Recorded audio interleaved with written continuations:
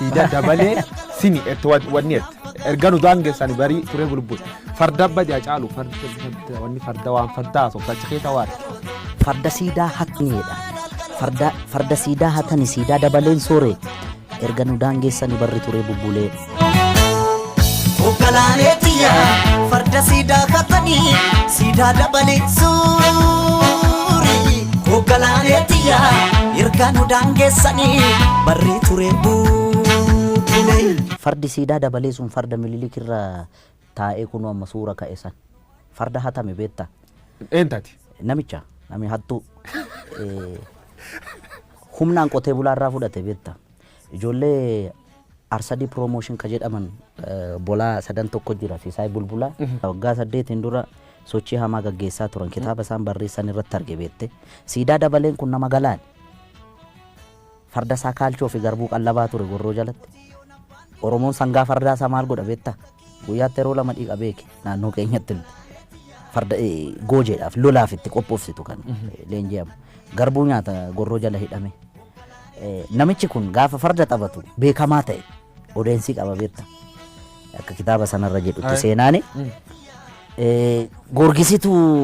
taabonni wayii hin baay'edhan as birbirsa gooroo kanatti nami kun maqaa qaba siidaa dabaleen kun namicha bira qaqqabe fakkaa namiliki bira odeeffannoo miliki biga waa maatiin haa taphatu jedhame inni farda isaa miicee maalee jedhee bareechee galaan irraa sakaraa dhufe beetta sakaraa dhufe goojiirra mul'atee na dhadha'u kana argee nugusni taa'ee argaa ture harkaa fuudhaa jedheen irraa bute beetta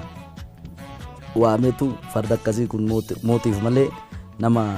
teebula akka keetiif hin ta'u isa jedhanii nu abaaran sana jettaa mire jedheeni harkaa fuudhee siidaa dabaleen boo'aa deeme kanaaf gaafa amma farda kana laalu nanaara beetta farda hatame farda jalaa hatame kanarra taa'anii hin qaanofneen nama qaaniisiteedha inumaayyuu immoo suura kaanii jumaani dhaloonni kun waa'ee farda kanaa gaafachuu qaba barbaachisaa taanaan beetta fardi abbaa qaba beetta war miliki leellisu ka fardi kasaati jedhu maal jettaan fardi kasaati inni fardumisaatiin dhufe no inni calqaba harree yaabbatee dhufe gara Oromiyaa gaafa seenu seenaa jedhaa bara caaluu miti kan jedhu seenaa immoo rirmi nyaatu beetta seenaan okay yaabbii fardaa isatti beekan amma waa'ee Adwaa faana wal qabate warri lole kun tuulama kana fardaan dhaqee dhukkee irraa kaasee minni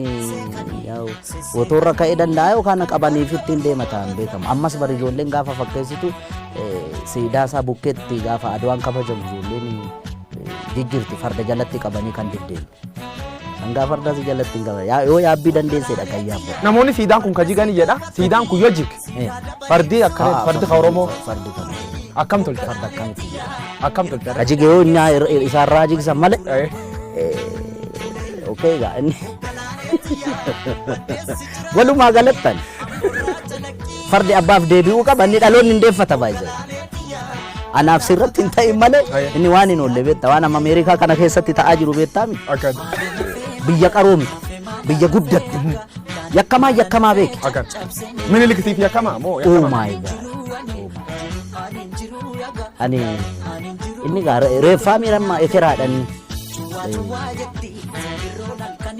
jechuun seenaa rirmi nyaatu siin jedhe seenaa inni dhuga kan sobaa kana na godhu nama lubbuudhaan annolee irratti kana godheera calanqoo irratti kana godheera gaafa jedhama aboo bara sana inni barkanaan mallatteessa jedhan warri harkaan mallatteessu warri maastarsaa fi digirii fi PhD qabu baran mallee ulfajjeesaa jira beektaami inni bar sanatti doofummaa sanaan harma yoo mure harka yoo mure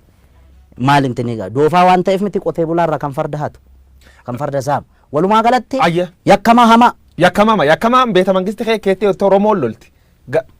wanni isa khasiidaan isa beeta mangisto kan palaasi mootummaa keettaa sun akkamitti ilaaltate imma maltee fi wanni sun rifadheeraan ayya maaliif seete tokkoffaa ekeraa achi keessatti yaadannoo